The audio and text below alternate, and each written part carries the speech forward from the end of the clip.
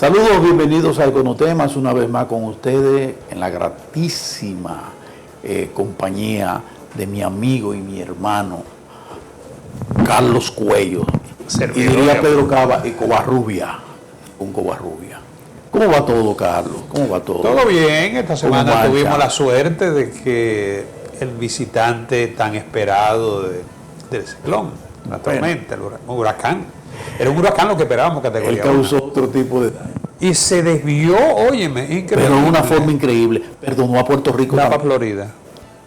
Para Florida que va. Hacia la Florida. Va rumbo a Florida, ya ha incrementado sus vientos. Sí, a 4. Sí, pero nosotros, gracias a Dios, nos libramos. Otro fue el escenario hoy, ¿eh? Sí. De otra cosa estuviéramos hablando. De otra cosa estuviéramos hablando. Eso es verdad. Bueno, vamos a hablar de lo que sí, donde sí hay una tormenta. Una situación interesante con el asunto de los recursos liberados por el Banco Central, por la Junta Monetaria a través del encaje legal para sectores muy específicos, sectores productivos. Y dentro de ellos, un sector que ha sido apalancado muy bien, ha sido el sector de la vivienda, que ha recibido 3 respiros, 3 motivaciones. Una primera, una segunda y ahora una tercera con las asociaciones de ahorros y préstamos. Y por otro lado, el aumento de salario, algunas empresas no han podido pagar, dicen ellas, no han podido pagar algunas empresas el salario que debió comenzar a pagarse el 14% de aumento en el 15 pasado. Y la otra es que los dueños del país decidieron mantener el aumento del precio del transporte interurbano y encima de eso no aceptar lo que dice la ley, que fue un castigo, que más adelante le vamos a decir en qué consistió. Vamos a la pausa y volvemos.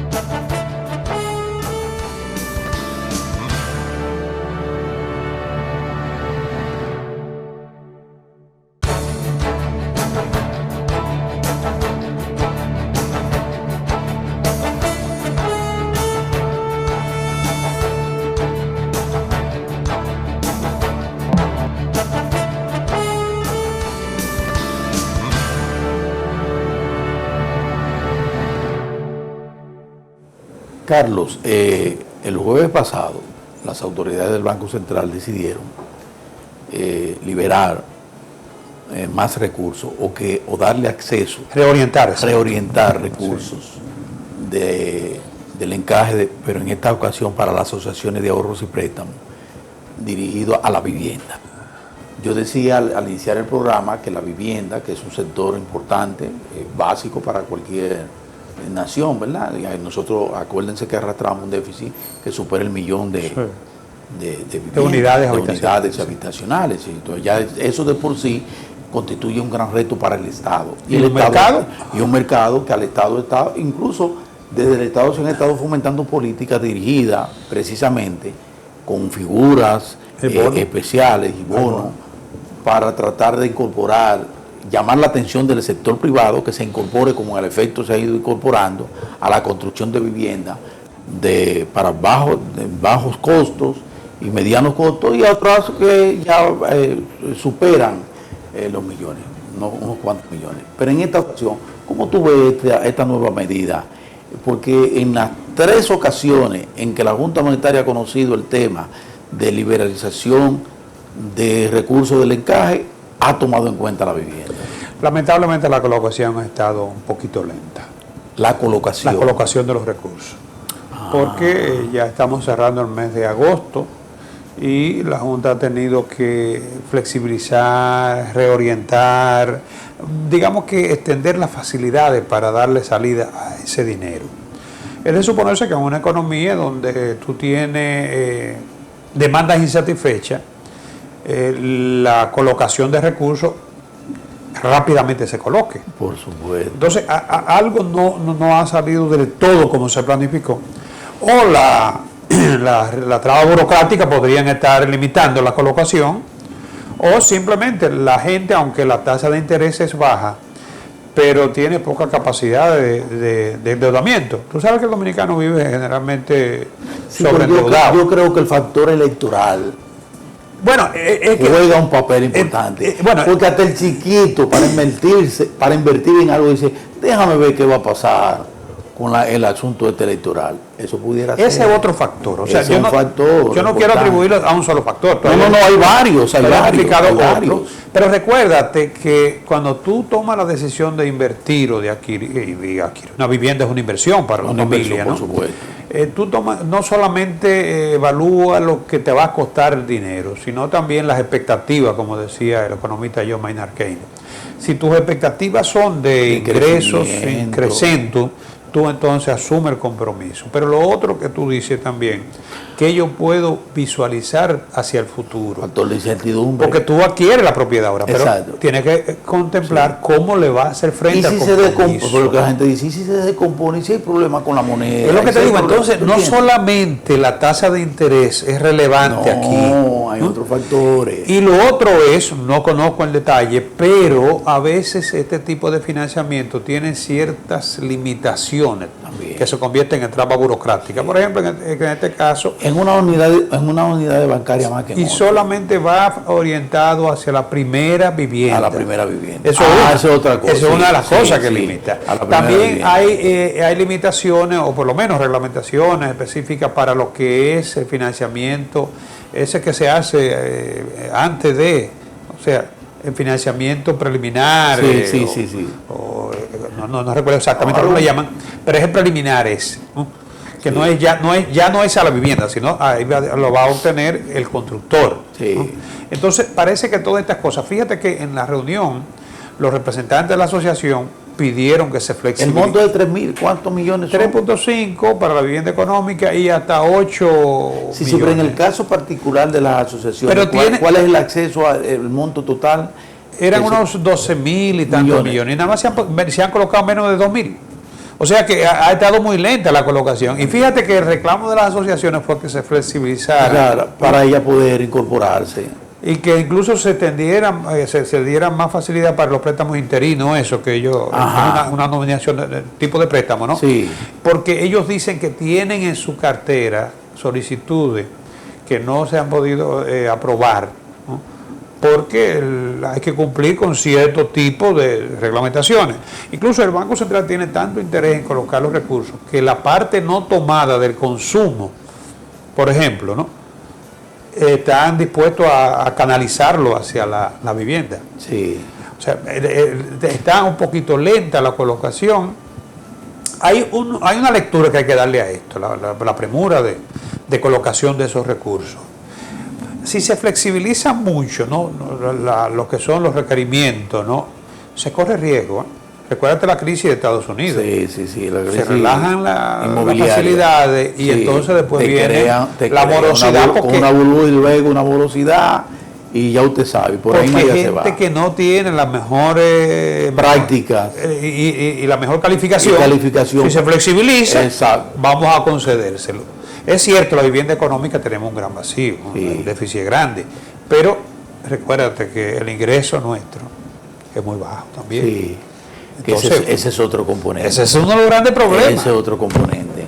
Fíjense bien que incluso para la vivienda que construye el gobierno, en una primera ocasión se dispuso que una pareja, por ejemplo, que acumularan entre los dos 25.000 pesos, pudieran tener acceso a esa vivienda de bajo costo. Y usted dice, bueno, 25.000 pesos no es nada para dos, pero ahí viene el componente de cuál es el salario promedio en la República Dominicana y cuáles son esos montos donde usted dice, bueno, es la vivienda, sí, pero si usted tiene que sacar 25.000 para un financiamiento de una vivienda, piensen en el transporte, piensen en la comida, piensen en el vestido, piensen en los servicios. No, es que entonces ya estamos hablando de cosas mayores. Hay unos márgenes para el financiamiento de la vivienda, o sea, creo que no sé si es un 25 o un 30% de tus ingresos, o un 40%, ¿no? Sí. Entonces, si los ingresos son limitados, tú sacas el 40% de 40%. Una pareja que nada más acumule 25.000 pesos no puede pagar 15.000 pesos. No puede pagar 15.000 pesos. No puede. No, bajo ninguna circunstancia. El gobierno ha mantenido el bono Sí, lo ha mantenido. Lo ha mantenido. Sí, sí. Que yo creo que es saludable, porque Sí. en vez de involucrarse en dar vivienda, porque la gente cree que cuando el gobierno se la construye ya es regalado. No, con eso Entonces, no estamos de así acuerdo. se estimula el sector privado, Sí, que sabe de sí. eso y el gobierno le da el bono. Sí. De todos modos, Mozart, la colaboración ha estado lenta, hay que Muy reconocerlo. lenta, Hay muy que reconocer que ha estado lenta. Pero ese factor electoral es uno de los elementos Ese es básicos. uno. Y lo otro es que con mucho cuidado la flexibilización, porque las experiencias de flexibilización para darle salida al dinero, Sí. las consecuencias que trae después son Sumamente peligroso. muy peligrosas. Muy peligroso. Así es. Vamos a la pausa, señores, y en un ratito volvemos con ustedes.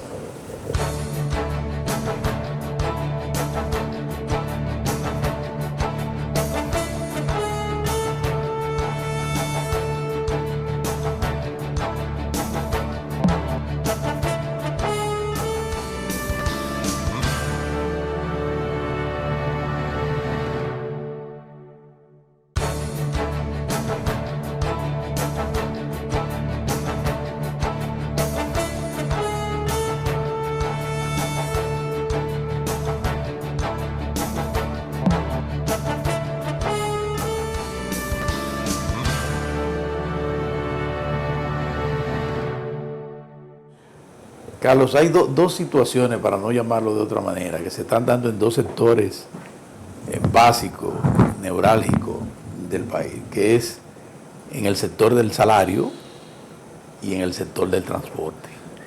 En el sector del salario hay una situación creada ya y delicada, porque hay empresas, y no son dos ni tres, empresas pequeñas, micro, medianas empresas, que no han hecho efectivo el aumento del salario mínimo que se dispuso mediante resolución por parte del Comité Nacional del Salario y el Ministerio de Trabajo, que aumentaba en un 14%. Desde que se anunció, algunas de esas empresas dijeron que no estaban en condiciones de asimilar esos aumentos.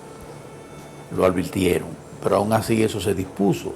Cuando se dispone de una regulación, de una ley, pues lo propio es que esa ley se cumpla, se haga cumplir. Y en ocasiones el cumplimiento de una ley puede acarrearte, si se quiere, situaciones que empeoren la situación de la persona que tú piensas que vas a beneficiar. Eso es cierto. Sí. En el caso del salario eso se da mucho, porque si tú aumentas un salario que no está en la proporción en que una empresa, determinada empresa puede asimilarlo, tiene que cumplir la ley, pero para cumplir la ley tiene que entonces despedir al empleado, porque no le puede disminuir el salario y tiene que cumplir con el aumento. ¿Qué tiene que hacer? Despedirlo. Pero hasta despedirlo le crea una situación, porque entonces tiene que buscar los recursos de la liquidación de ese empleado. O sea, es una situación sumamente compleja y eso se está dando ahora porque hay algunas empresas que en definitiva no han podido hacer el aumento. Y por otro lado, antes de darle paso a Cuello, está el tema del transporte.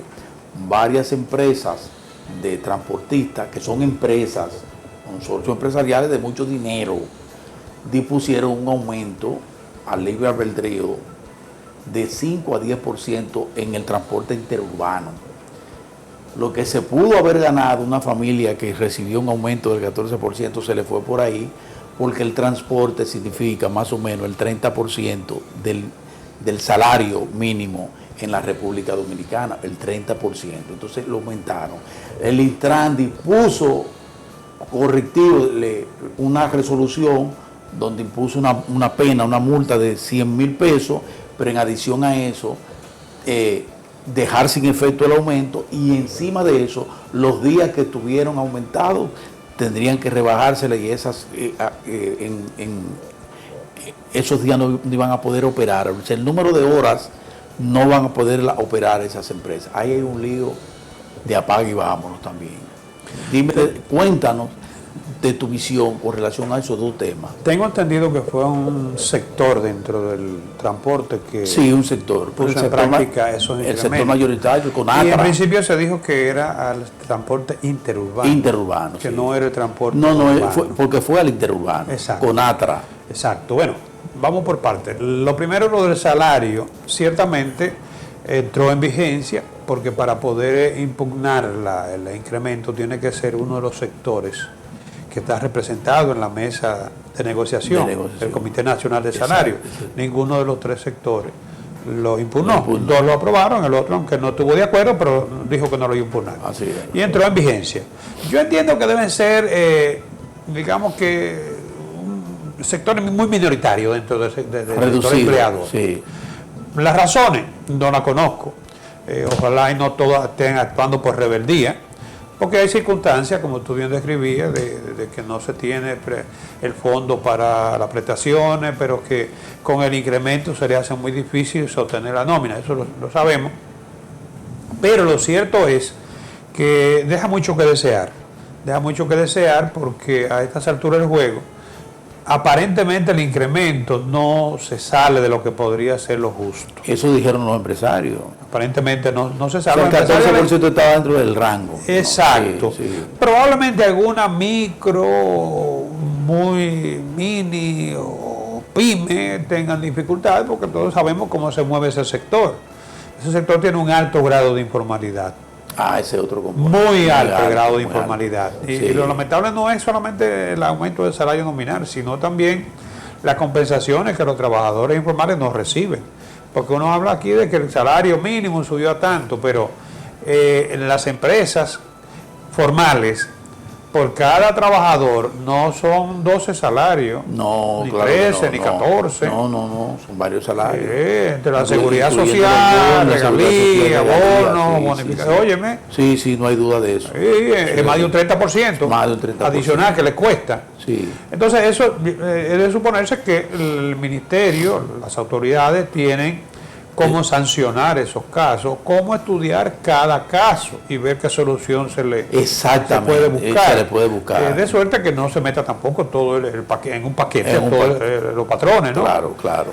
Pero sí también el sector sindical, que es muy dado a apoyar a los trabajadores en todas circunstancias, en algunos casos incluso tal vez extrema y poniendo en riesgo lo que puede ser la estabilidad de un sector, como hemos visto en el este, ¿no? Y ojalá no se juegue, no se invente, matando la gallina en los huevos de oro. Exactamente. Porque nosotros sabemos, no es que no estemos en contra de la sindicalización, pero sabemos los excesos que se derivan muchas veces. Sí. Y las consecuencias de esos excesos, porque ha habido consecuencias en un momento. Sí, porque el problema aquí es que hay gente que se asume o abraza la lucha sindical y entonces van a imponer la indisciplina en la empresa. Y eso tú tienes que tener mucho cuidado. Tú sabes bien el costo de la indisciplina en las empresas. Y muchas veces la disciplina comienza por la gente que se organiza como sindicalistas, que ellos creen que son parte de la administración de la empresa. Y todo es beligerante. En la otra parte, la del transporte, que te comentaba.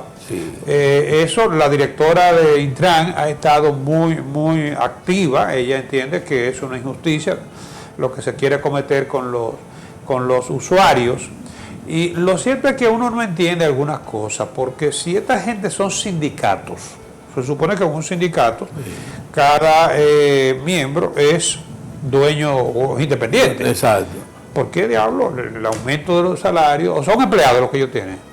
¿Quiénes? Ellos lo que manejan es rutas. Está bien, pero lo que le dan servicios, ¿son miembros del sindicato o son empleados Son empleados. Entonces son empresarios. Son empresarios, es que son empresarios. Pero también en todo caso... Pero ese fue el argumento que usó este señor, Marte, que dice que como hubo un aumento del salario, él tenía que compensar eso, ellos tenían que compensar eso mediante un aumento, o sea, trasvasar eso al usuario del transporte.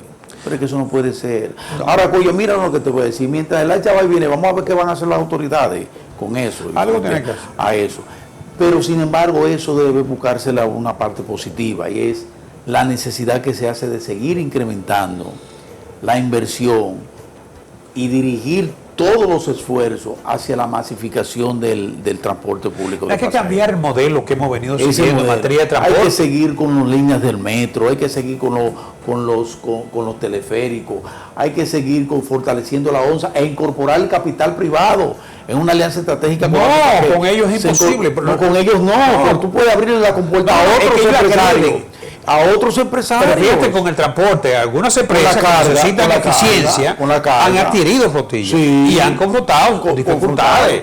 incluso terrorismo. Sí. Entonces, es lo que te digo, va a haber que hay que cambiar ese modelo. Estamos conscientes de que ese modelo tiene que ser necesariamente cambiado. Así es. Pero parece que no es tan fácil. Bueno, pero hay que... Ellos han acumulado tanto poder. Acuérdate que en el periódico nacional, ¿cómo se llama el director? Ramiro Gómez Pepín, el dueño del país. Le llamó a los dueños del país.